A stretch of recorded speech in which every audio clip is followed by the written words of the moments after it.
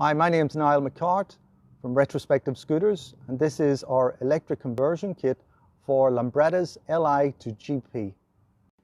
The kit comes already built up with the hub motor in the swinging arm with the control box which bolts into the chassis on the original suspension mount and engine bolt.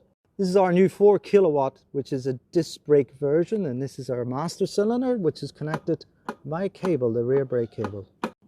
Here we have our Lambretta battery, which is 72 volt 29 amp hour. It does 35 miles and you can have 2 on board.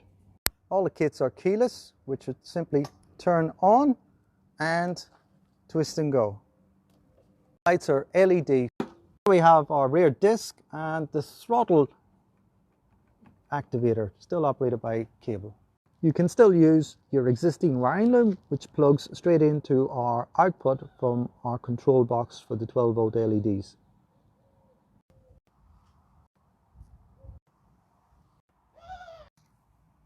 I don't want to